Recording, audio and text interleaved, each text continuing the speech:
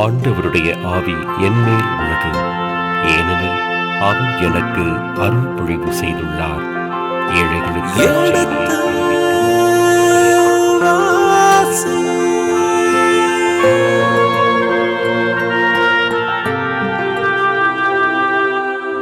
எடுத்து வாசி.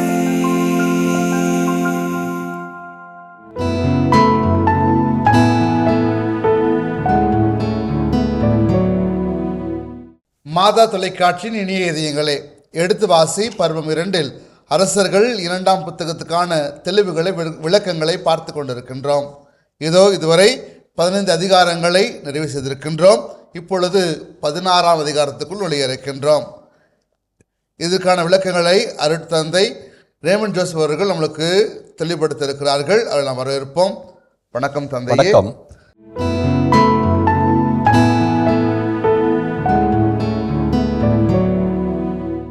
தந்தையை நாம் இதுவரை 15 அதிகாரங்களை முடித்திருக்கின்றோம். அதாவது 15ஆம் அதிகாரத்தில் எவ்வாறு யூதா அரசில் 2 அரசர்கள் பற்றியும் மற்றும் இஸ்ரேல் அரசர்கள் 5 அரசர்கள் பற்றியும் பார்த்த நாம் இப்பொழுது 16ஆம் அதிகாரத்துக்குள் நுழைய இருக்கின்றோம். அதற்கான விளக்கங்களை சொல்லுங்கள் தந்தையே.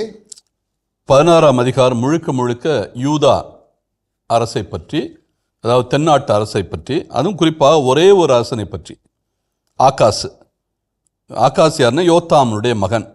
15ஆம் அதிகாரம் முடிகின்ற போதே நாம் பார்த்தோம், யோத்தாமுடைய மகன் ஆகாசு அரசனானான். இவன் அரசனானது 735.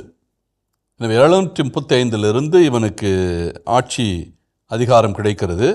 அந்த காலகட்டத்தில் என்ன நிகழ்ந்தது இவனுடைய ஆட்சி காலத்தில் என்கிற செய்தியை 20 வசனங்களில் தருகிறார்கள்.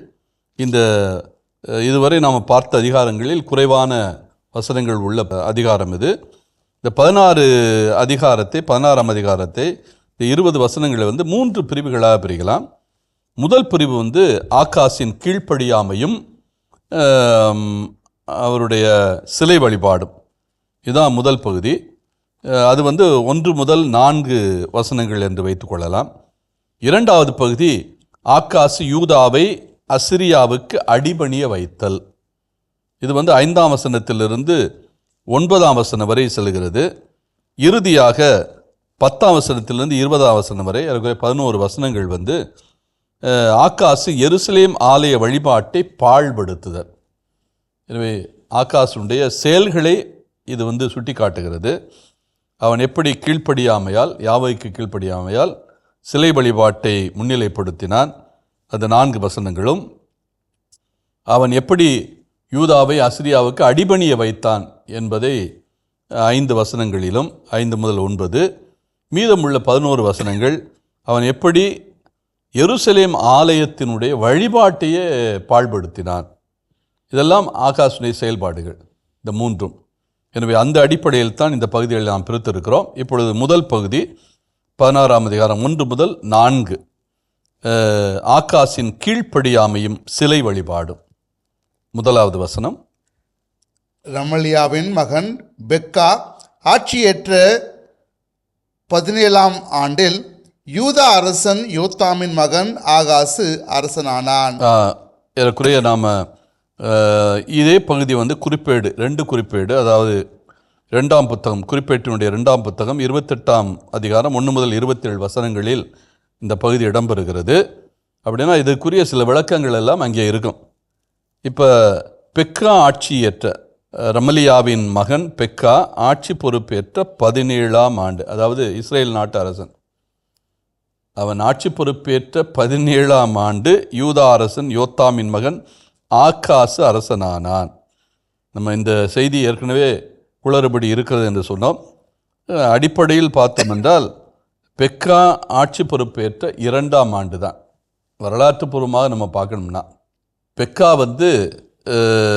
ஆட்சி பொறுப்பேற்றது 737. ஆகாசு ஆட்சி பொறுப்பேற்றது, அல்லது ஆகாசுடைய தந்தை இறந்தது, யோத்தாம் இறந்தது 735. 2 ஆண்டுகள் பெக்கா ஆட்சி செய்து 2 ஆண்டு அல்லது 3வது ஆண்டு தான் இவன் ஆட்சி பொறுப்பேற்கிறான். 17ஆம் ஆண்டு என்பது இதை நீட்டி கொண்டு போவது போல தெரிகிறது.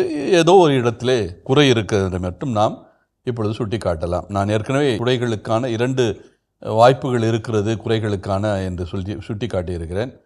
ஒன்று, இந்த விவிலியத்தை எழுதிய விவிலிய ஆசிரியர்கள் இந்த வரலாற்றிலே தெளிவற்ற நிலையில் எழுதியிருக்கலாம், அல்லது இந்த வரலாற்று அரசர்களுடைய வரலாற்று பட்டியலை கொடுக்கிற விவிலிய பேரறிஞர்கள் தவறு செய்திருக்கலாம்.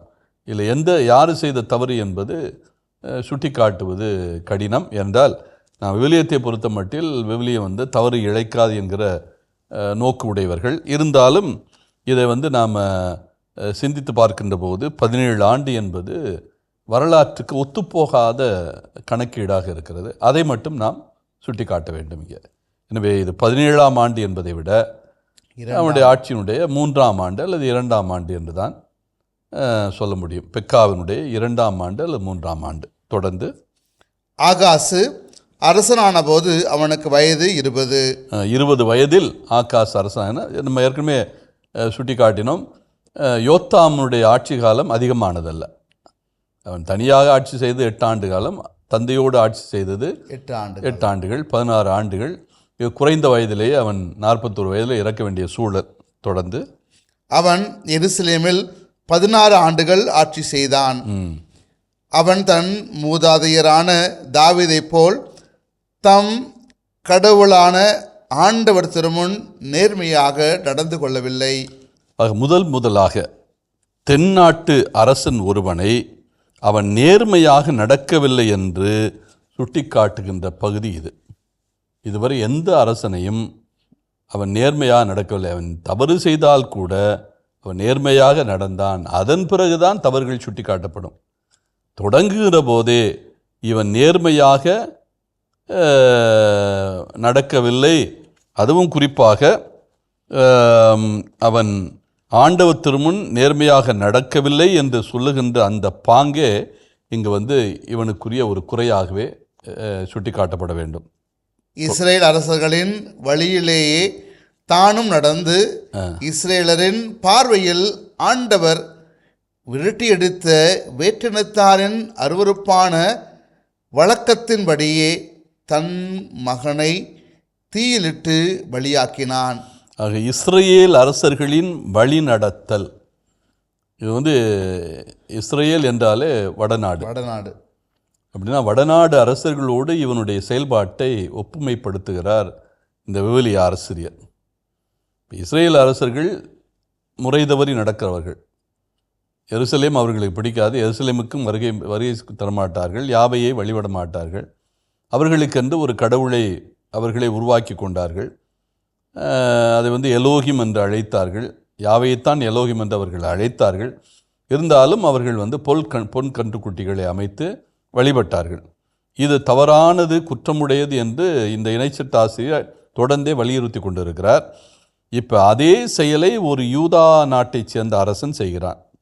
அவன்தான் யாரு? ஆகாசு. எனவே ஆகாசு இந்த தவறான செயலை செய்வதனால இஸ்ராயேலின் அரசர்களோடு அவனை ஒப்பிட்டு பார்க்கிறார் இந்த விவிலிய ஆசிரியர்.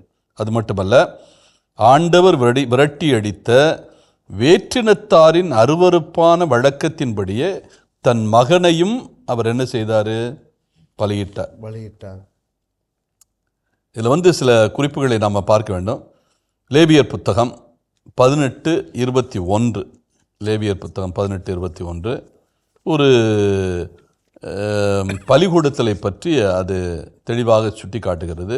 நமக்கு இருக்கிற 3வது புத்தகம், அதாவது விவிலியத்தினுடைய அந்த 5 நூல்களில் இருக்கிற 3வது புத்தகம், லேவியர் புத்தகம் 18ஆம் அதிகாரம் 21. உன் பிள்ளைகள் யாரேனும் மொலேக்குக்கு எரிபலியாக்கி உன் கடவுளின் திருப்பெயரை இழிவுபடுத்தாதே. ஆக ஒரு தெளிவான சித்தாந்தம் இருக்கிறது. மொலேக்கு என்பது அம்மோனியர்களுடைய கடவுள். அம்மோனியர்கள் என்கிறவர்கள் யோர்தான் ஆற்றுக்கு கிழக்கே இருக்கிற மக்கள், சாக்கடலுக்கு ஏறக்குறைய கிழக்கே இருக்கிற அந்த மக்கள். எனவே இவர்களுடைய கடவுள் மொலேக். இந்த மொலேக்கினுடைய பலிபீடங்கள் எல்லாம் எருசலேமில் கெதரோன் பள்ளத்தாக்கில் இருக்கிறது. அதனால் லேவியர் சட்டம் தெளிவாக 18ஆம் அதிகாரம் 21 சொல்லுகிறது, நீ பிள்ளைகளை பெறுவது மொலேக்குக்கு பலி கொடுப்பதற்காக அல்ல. பலியை கொடுக்காத, அதுவும் மொலேக்குக்கு பலி கொடுக்காத. எனவே ஒரு குழந்தை பலியை அல்லது பிள்ளைகளை பலி கொடுப்பதை லேவியர் சட்டம் கடுமையாக கண்டிக்கிறது. 18ஆம் அதிகாரம் 21ஆம் வசனத்தில் அது சுட்டி காட்டுகிறது. இதை யார் செய்கிறான்? ஆகாசு செய்கிறான். ஆகாசு என்னென்ன செய்தான் என்பதை குறிப்பேடு 2வது புத்தகம் 28ஆம் அதிகாரம் 2 முதல் 4 விழாவாரியாக சொல்கிறது. நீங்கள் குறிப்பேட்டு புத்தகம் 2வது புத்தகம் 28ஆம் அதிகாரம் 2 முதல் 4. பாகாலுக்கு வார்ப்பு சிலைகளை செய்தான். அது மட்டுமல்ல, பெண் ஹின்னோம் பள்ளத்தாக்கில் தூவம் காட்டினான். புதல்வர்களை தீயில் எரித்தான். தொழுகை மேடுகளிலும் குன்றுகளிலும் பசுமையான மரங்களின் கீழும் பலியிடவும் தூவமிடவும் தொடங்கினான். ஆக ஒரு வேற்றினத்து அரசன் எதை செய்வானோ அத்தனையும் ஆகாசு செய்கிறான். அவன் யூதா மக்களுடைய அரசனாக தன்னை எந்த செயல்பாட்டிலும் வெளிப்படுத்தவில்லை. 28:2 குறிப்பேடு இதைத்தான் ஏறக்குறைய அரசர்கள் புத்தம் மேலோட்டமாக சொன்னதை 2 குறிப்பேடு விலாபாரியாக சொல்கிறது. பாகால் என்பது கனானேய கடவுள். கனானேயர்கள், பெலிஸ்தியர்கள், அசீரியர்கள் எல்லாருமே, சிரியர்கள் எல்லாருமே பாகாலைத்தான் முதல் தெய்வமாக கொண்டிருந்தார்கள். என்றால் அந்த பாகால் தெய்வம்ன்றது வழமை தெய்வம், அதாவது மழை தெய்வம், இடியின் தெய்வம். அந்த இடியும் மழையும் வராவிட்டால் பூமியில் வளர்ச்சி இல்லை, எழுச்சி இல்லை, பூமியில் எதுவுமே வராது. அதனால தான் அதை வழமையினுடைய கடவுள் அப்படின்னு சொல்லுவாங்க, பகால்.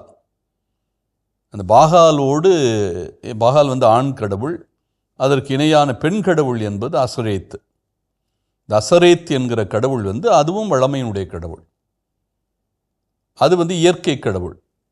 மரங்கள் இதற்கு அடையாளம். அசரேத்துக்கு அடையாளம் மரம். எனவே தான் நீங்கள் மரங்களுக்கு அடியில் விபச்சாரம் செய்கிறீர்கள் என்று இறைவாக்கினெல்லாம் சொல்லுவாங்க. அதாவது நீங்கள் அசரேத்தை வழிபடுகிறீர்கள், அந்த மரங்களுக்கு நீங்கள் வழிபாடு நடத்துகிறீர்கள் என்கின்ற அந்த பாணியிலே பேசுவார். பிரதெய்வ வழிபாடு, அசரேத்தும் பாகாலும். இந்த பாகாலுக்கு நீங்கள் வார்ப்பு சிலைகளை செய்கிறீர்கள். அதாவது கல்லில் சிலை செய்வது, கல் தூண் அமைப்பது, இதெல்லாம் பாகால் வழிபாட்டுக்கு முக்கியமானது. அது மட்டுமல்ல, பெண் ஹின்னோம் பள்ளத்தாக்கில் தூவம் காட்டுதல். நான் ஏற்கனவே ஹின்னோம் பள்ளத்தாக்கை பற்றி 15ஆம் அதிகாரத்தில் சுட்டி காட்டினேன். இந்த ஹின்னோம் என்றால் கெதரோன் பள்ளத்தாக்கினுடைய தென்மேற்கு பகுதி. அந்த ஹின்னோம் பள்ளத்தாக்கில் தான் நம்ம ஆள் யூதாஸ் இஸ்காரியோத்து தற்கொலை செய்து கொண்டார். அக்கல்தாமா என்று அழைக்கப்படுகிற இரத்த நிலம் அங்குதான் இருக்கிறது. இன்றைக்கு அதன் வழியாகத்தான் எருசலேமிலிருந்து பெத்லேமுக்கு நாம் திருப்பயணமாக செல்லுகின்ற போது நம்முடைய பேருந்துகள் எல்லாம் அந்த வழியாக தான் போகும். எருசலேமிலிருந்து நீங்கள் புறப்பட்டு போனீர்கள் என்றால் பெத்லேமுக்கு போகிற அந்த வழி இது வழியாக தான் போகும். அக்கல்தாமா உங்களுடைய இடப்பக்கம் இருக்கும். இந்த இரத்த நிலம், குயவர் நிலம் என்று அழைக்கப்பட்டது. இது ஹின்னோம் பள்ளத்தாக்கு. ஹின்னோம் பள்ளத்தாக்கு என்றால் எப்பொழுதும் எரி நரகம் என்றே அழைக்கப்பட்டது. என்றால் புகை மேலே எழும்பி கொண்டே இருக்கும். பிள்ளைகளை பலி கொடுப்பதனால, குழந்தைகளை பலி கொடுப்பதனால எப்பொழுதும் அது புகை நிறைந்திருக்கும். அதனால தான் அது எரிநரகம் என்று அழைத்தார்கள். பிற்காலத்தில் பிள்ளைகளை பலி கொடுப்பதற்காக பழையது எல்லாத்தையும் அங்கே கொட்டி தீ வைப்பார்கள். நம்முடைய நகரங்களில் ஒரு பகுதியை ஒதுக்கி அதில் எப்பொழுதும் நெருப்பு எரிந்து கொண்டு இருப்பது போல் எல்லா நகரங்களிலும் இந்த ஒரு இழிவான ஒரு செயல் நடக்கும். ஒரு குப்பை மேட்டை உருவாக்கி அதை எப்போதும் எரிக்கிற அது இந்த ஹின்னோம் பள்ளத்தாக்கில் தான் அந்த காலத்தில் யூதர்கள் நடத்தி கொண்டிருந்தார்கள், இயேசுவுடைய காலத்தில். எனவே அதற்கு எரிநரகம் என்றே அவர்கள் பெயரிட்டார்கள். அந்த இடத்தில் தான் இந்த பெண் ஹின்னோம் பள்ளத்தாக்கில் தூவம் காட்டி கொண்டிருந்தார்கள். சிலைகளை படைத்து அதற்கு பலி ஒப்பு கொடுத்து, அதுவும் குறிப்பாக பிள்ளைகளை பலி கொடுத்து. இதற்கு பிள்ளைகளே குழந்தைகளே பலி கொடுக்கக்கூடாது என்கிற அந்த சூழலுக்கு கதையாக சொல்லப்பட்டு தான் ஆபிரகாம் தன்னுடைய மகனை பலி கொடுப்பது. கடைசியில் ஆபிரகாம் மகனை பலி கொடுக்க வேண்டாம் என்று யாவையே சொல்லுகிறார். அது போல் நீ எதை பலி கொடுக்கணும்? ஆட்டை பலி கொடு. அதாவது பிள்ளையை கேட்குற மாதிரி கேட்டு இவர் என்ன சொல்கிறார்? பிள்ளையை பலி கொடுக்காத, நீ யாரை பலி கொடுத்தால் போதும்? ஆட்டை. ஏப்பா நீ குழந்தைகளை பலி கொடுக்கிறாய், நீ ஆட்டையே பலி கொடுத்தால் போதும் என்கிற அந்த சூழலுக்கு ஒரு உதாரணமாக உன்னுடைய நம்பிக்கையின் தந்தை என்று அழைக்கப்படுகிற ஆபிரகாமே குழந்தையை பலி கொடுக்கவில்லை. அவன் பலி கொடுக்க வந்தபோதே அவனை தடுத்து விட்டேன். நான் அவனுக்கு பதிலாக ஆட்டை கொடுத்தேன். எனவே பிள்ளைகளை பலி கொடுக்காத, ஆட்டை பலிகொடு என்று அறிவுரை சொல்லுகின்ற கதை தான் அது. ஆனால் இங்கே ஆகாஸ் என்ன செய்கிறான்? தன்னுடைய புதல்வர்களை தீயில் போட்டு எரித்தான். நீங்கள் அரசர்கள் புத்தகத்தில் இங்கே தன் பிள்ளையை மகனை தீயிட்டு பலியிட்டான் என்று தான் சொல்கிறது. மகன் ஒருத்தனை தான். இந்த குறிப்பேட்டு புத்தகம் புதல்வர்களை அப்படிங்குது. ஒரு குழந்தை இல்லை, பல குழந்தைகளை இவன் தீயிலே எரித்திருக்கிறான். தொழுகை மேடுகளிலும் குன்றுகளிலும் பசுமையான மரங்களின் கீழ் என்றாலே அசரேத்து வழிபாடு, வழமை வழிபாடு. இப்படி எது எதெல்லாம் பிற இனத்து வழிபாடுகளோ அத்தனையையும் யார் செய்தது? ஆகாஸ் செய்தான் என்று குறிப்பேட்டு புத்தகம் 28ஆம் அதிகாரம் 2 முதல் 4 தெளிவாக சொல்கிறது. இதைத்தான் லேவியர் புத்தகம் 18:21 உன் பிள்ளைகளை முலேக்குக்கு பலி கொடுக்காதே என்று சொன்னது. ஆனால் மிக கடுமையாக இவன் இந்த ஒரு செயலை செய்தான். எனவேதான் இவனுடைய அந்த ஆட்சியில் மிக தீவிரமாக பிற தெய்வ வழிபாடு அரங்கேறியது. இந்த 16ஆம் அதிகாரம் 1 முதல் 4 அதைத்தான் வலியுறுத்தி சொல்கிறது. எப்படி அவன் பிற தெய்வங்களுக்கு வாய்ப்பை கொடுத்தான். அதனால யாருக்கு கீழ்ப்படியலவன்? யாவேக்கு கீழ்ப்படியலை. அதுக்கு பதிலாக சிலை வழிபாட்டை அவன் அதிகப்படுத்தினான். சிலைகளை அவன் கின்னோம் பள்ளத்தாக்கில் அமைத்தான். தன்னுடைய நாடுகள் மூலம் பெரிய ஊர்களிலெல்லாம் வேற்றினத்து தெய்வங்களுக்கு சிலைகளை அமைத்தான். இது யாருக்கு எதிரானது? யாவேக்கு எதிரானது, உண்மையான இறைவனுக்கு எதிரானது. இந்த ஒரு தவறான ஒரு செயலை செய்ததின் வழியாக யாவேக்கு கீழ்ப்படுகின்ற அந்த நிலையிலிருந்து விலகிச் சென்றான். யாவேக்கு எதிரான ஒரு நிலைப்பாடை எடுத்தான். தந்தையே, நாம் இப்பொழுது அரசர்கள் 2ஆம் புத்தகத்தில் 16ஆம் அதிகாரத்தில் 3 பகுதிகள் இருக்குன்னு சொன்னீங்க. முதல் பகுதியில் நிறைவு செய்திருக்கின்றோம். 2வது பகுதி எதை பற்றி சொல்கிறது தந்தையே? 2வது பகுதி 5 முதல் 9 வசனங்கள் வரை அது அந்த பத்தியாகவே இருக்கிறது. 5 முதல் 9 வசனங்கள். இது எப்படி அசிரியாவுக்கு ஆகாஸ் யூதா நாட்டை அடிபணிய வைத்தான். அதாவது இவனே வலிய போய் திக்லத் பிளேசர் 3ஆம் திக்லத் பிளேசர்கிட்ட அடிபணிய வைப்பது என்பது ஒரு மிக கேவலமான ஒரு சிந்தனை. அதற்கும் தயாராக இருக்கிறான். ஒரு பெரிய பேரரசன்ட்ட அவன் அப்போ தான் வலிமையோடு வருகிறவன், நாட்டை முழுவதும் தன்னுடைய கைக்குள் அடக்கி கொள்ள வேண்டும் என்கிற அந்த ஒரு வெறியோடு வருகிறவன், அசிரிய பேரரசை உருவாக்க வேண்டும் என்கிற அந்த தீர்க்கமான திட்டத்தோடு வருகிறவன். அவன்கிட்ட போய் வழியே போய் அவன் சரணாகதியாவது போல, சரணடைவது போல ஒரு சூழல். அதைத்தான் இந்த 5 முதல் 9 வசனம் விளக்கி சொல்லுகிறது. ஏற்கனவே இவன் பிற தெய்வ வழிபாட்டை முன்னிலைப்படுத்தி விட்டான். நம்ம தெளிவாக பார்த்தோம் எப்படி பாகாலுக்கு வார்ப்பு சிலைகளை படைத்தான். அதே மாதிரி ஹின்னோம் பள்ளத்தாக்கு முழுவதும் அவன் தூவம் காட்டினான். அதற்குரிய பலிபிடங்களை அமைத்து தன்னுடைய புதல்வர்களையே தீயிட்டு கொளுத்தினான் பலியாக. இறுதியிலே தொழுகை மேடுகளிலும் குன்றுகளிலும் பசுமையான மரங்களுக்கு அடியிலும் இவன் பலியிட்டு தூவமிட்டான் என்றெல்லாம் பார்த்தோம். இப்பொழுது முழுக்க பிற இனத்து அரசனுக்கு அடிபணிந்தான். தான் மட்டுமல்ல, தன்னுடைய மக்களையும் தன்னுடைய நாட்டையும். 5ஆம் வசனம். அப்பொழுது சிரியாவின் மன்னன் ரட்சீனும் இஸ்ரேலின் அரசனும் ராமாலியாவின் மகனுமான பெக்காவும் எருசலேமின் மேல் படையெடுத்து வந்து ஆகாசுக்கு எதிராக முற்றுகையிட்டனர். ஆக இதுதான் நடக்கிறது. என்ன சூழ்நிலை என்றால், இவன் அசிரியாவினுடைய துணையை நாடக்கூடாது என்பதற்காகவே, அசிரியா வந்துவிட்டால் இழப்பு தென்னாட்டுக்கு மட்டுமல்ல, ஏற்கனவே சுட்டிக்காட்டியபடி மேற்கே இருக்கிற எல்லா நாடுகளும் 9 நாடுகள் நான் பட்டியலிட்டேன். இந்த 9 நாடுகளும் கூண்டோடு போய்விடும். சிரியாவிலிருந்து தொடங்கி பொனிஷியா, வடநாடாகிய இஸ்ரேல், தென்னாடாகிய யூதா, அதே மாதிரி பிலிஸ்தியர்கள், ஏதோமியர்கள், மோபாபியர்கள், அதே மாதிரி அம்மோனியர்கள், அத்தோடு சேர்த்து மீதியானர்கள். இந்த 9 நாடுகளையும் பிடித்து கொண்டால் எகிப்தில் நுழைவது மிக எளிது. அப்போ செங்கடல் வழியாக அவன் எகிப்தியரை தொட்டுவிடலாம். அப்போ இதற்கான ஒரு வாய்ப்பை உருவாக்கி கொடுப்பவனே தென்னாட்டு மன்னனாகிய ஆகாசு தான். அதனால் இவன் போக விடாத அளவுக்கு இப்போ யார் இவனை முற்றுகையிடுவது, எருசலேமை முற்றுகையிடுவது? சிரியா மன்னனாகிய ரட்சீனும் இஸ்ரேலின் அரசனாகிய ரமாலியாவின் மகனாகிய பெக்காவும்.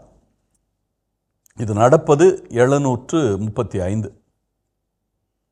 இதைத்தான் சிரியா எப்ராயிம் போர் என்று சொல்வார்கள். இதை ஏசாயா புத்தகம் 7ஆம் அதிகாரம் 10ஆம் வசனத்திலிருந்து நாம் பார்க்க முடியும். 10ஆம் வசனம் என்பதை விட 1ஆம் வசனத்திலிருந்து இதற்கான செய்திகள் எல்லாம் இடம்பெறும். 10ஆம் வசனத்திலிருந்து 14ஆம் வசனம் வரை ஏசாயா புத்தகம் 7ஆம் அதிகாரம். இந்த ஆகாசிடத்தில் ஏசாயா 2வது அடையாளத்தை சொல்லுவதை சுட்டிக்காட்டுகிறது. முதல் அடையாளம் 7ஆம் அதிகாரம் 1-3 வரை இருக்கும். தன்னுடைய மகனையே ஒரு அடையாளமாக கொண்டு போவார். அந்த மகன் பேர் செயார் யாஷூப். அவனே கூட்டு போவார். அந்த மகனே இவனுக்கு அடையாளமாக இருப்பார். அதாவது, நீ அசிரியாவுடைய துணையை நாடாத, அசிரியாவுடைய துணை மட்டுமல்ல, இந்த எகிப்து உள்ளடக்கிய வடநாடு ரமாலியாவினுடைய மகன் பெக்கா, அதே மாதிரி சிரியா மன்னன் ராட்சீன், இவர்களுடைய துணையை நாடாத, யாவையின் மீது நம்பிக்கை வை அப்படின்னு ஒரு அறிகுறியை சொல்லுவார், அடையாளத்தை காட்டுவார் தன்னுடைய மகனைய. அவன் பேர் செயார் யாஷூப். செயார் யாஷூப் என்றால் என்ன பொருள் என்றால், நாடு கடத்தப்பட்டவர்கள் திரும்ப வருவார்கள். The remnant will return. The remnant, எஞ்சியோர் திரும்பி வருவார்கள். அதான் அதனுடைய பொருள். செயார் யாஷூப். ஷூப் என்றால் திரும்புதல் எபிரேய மொழியில். எஞ்சியோர் திரும்புவார்கள். நீ கவலைப்படாத, நம்முடைய நாடு அழிந்து போகும்னு நினைக்காத, அழியாது. எஞ்சியவர்கள் திரும்ப வருவார்கள். அந்த எஞ்சியோர் என்கிற சிந்தனையை ஏசாயா தன்னுடைய மகன் வழியாக முன்னிலைப்படுத்துவார். இதன் தொடர்ச்சியை அடுத்த பகுதியிலே தொடர்வோம். அதுவரை இணைந்திருங்கள். இயேசுவுக்கே புகழ், இயேசுவுக்கே நன்றி, மரியே வாழ்க. இம்மானுவேல். அப்போ தான் அவர் ஏசாயா புத்தகம் எபிரேய மொழிபெயர்ப்பில் அது ஒரு இளம்பெண் ஒரு குழந்தையை பெற்றெடுக்க போகிறாள். இந்த எம்மானுவேல், அந்த குழந்தைக்கு எம்மானுவேல்னு பெயரிடுவாங்க. அந்த குழந்தைக்கு பால்குடி மறங்குன்ற அந்த தருணத்தில், அது எப்போ வெண்ணையும் பாலையும் பிரித்து பார்க்கக்கூடிய அந்த பக்குவம் வருதோ, அந்த பருவம் வருவதற்குள்ளாகவே உன்னுடைய எதிரிகள் எல்லாம் அழிந்து போவார்கள். இப்போ உன் எதிரி யார்? அசிரியா இருக்கலாம், அல்லது சிரியாவாக இருக்கலாம், அல்லது